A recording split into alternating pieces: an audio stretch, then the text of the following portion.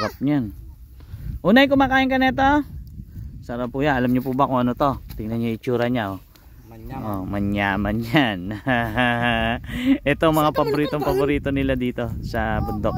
Yan si Unay nag-aabang na oh. Yan ay itsura niya. Sarap niyan.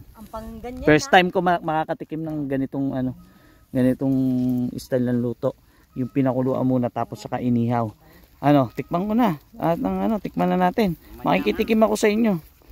Manyaman niya. Manyaman. Si Unay. Oh, gusto ni Unay yan. Oh. Litan mo lang hiwa. Para ano, mauubos ko kagad yan pag malaking hiwa niya. You know. Yeah. You know.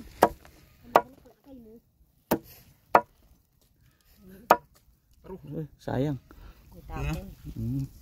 Yun o. Manyaman. Yung nalating na regal na apon. Yung kapon sana. Dalawang ito. Yun o, ito gusto ko. Yan ito gusto ko.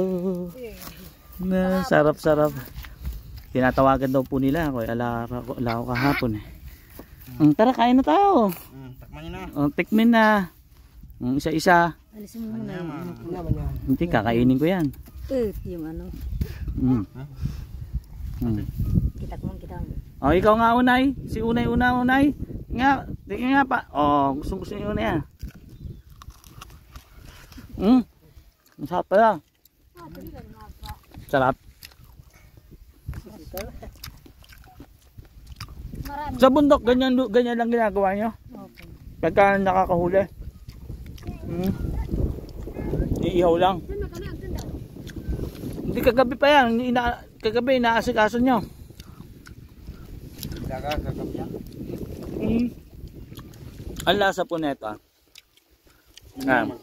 Manyaman. Si Unay oh. Todo banat si Unay oh. Ang lasa po niya, hindi siya katulad ng lasa ng mga ordinaryong baboy. Masarap ang baboy damo.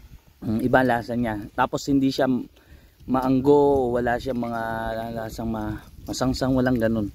Parang kumakain ka lang ng karne na masarap. Manyaman. Tapos hindi siya ganong mamantika. Wala sang Hindi siya mamantika. kinakain na madumi. Puros ano, dahon. Dahon lang. Bunga ng mga kahoy. Ay, di ba nung nakain ng bunga ng mga kahoy, no? Mga prutas, no? Kaya masarap siya, ano? Nagsaluan namin. Saging na may buto, yun ang kinakain nila. Kaya pala nandito sila kasi maraming puno ng saging. Tsaka ano, kamuti. Minsan kamuting kahoy. Binubungkal nila.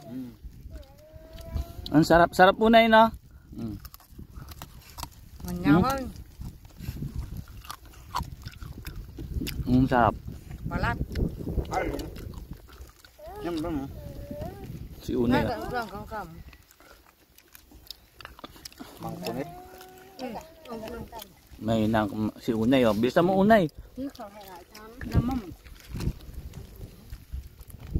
Hintay ko maluluma. Diba? Ano sila dito? Paborito nila yan. Tsaka madalas din sila makahuli. Pero ilang pun taon na po sila nanguhuli ng baboy ramo sa gubat. Pero hindi nauubos. Hindi naman maubos ko. Simula pa sa ninuno, no? Ba't ganun? Mas maraming baboy doon sa pinatubo. Hmm? Pinakamarami. Mangunong. Ang sarap. Mataba. Pero hindi siya mamantika, no? Ba't ganun? Katamtaman lang. Hindi siya mamantika, ah. Nam. Ano? Nasasarapan. Mula doon sa balat. Ito, mula doon sa balat. Hindi siya taba. Di ba dapat taba siya? Parang taba ang itsura niya, pero para siyang laman na matigas din siya. Ganun yung ano ng baboy ramo. Ayun, pinagsalusaluhan namin. Yan yung nanoy tinira nila sa akin. O, di ba? Tapos ang ganda rito. Tapos kakain ka ng inihaw na baboy ramo. Wala nga. Ubus na? Ayun pa. Naubos ko na yung malaki. Medyo makunat siya pero Masarap. nalambot. Ay, ano, makunat na may parang lambot siya. Ibig sabihin makakain mo talaga siya. Hindi ka tulad ng makunat talaga na parang chewing gum. Ito hindi. Para lang siyang litid na napuputol pag ninuyama. Hindi ka tulad ng kunat ng mga ordinaryong baboy na parang chewing gum. Yan. Ang sarap. Kaso hindi na maghugas. Hindi na maghugas, no? Ang sarap. Ang ganda pa rito. Tingnan nyo. Ang sarap ng karne ng baboy ramo.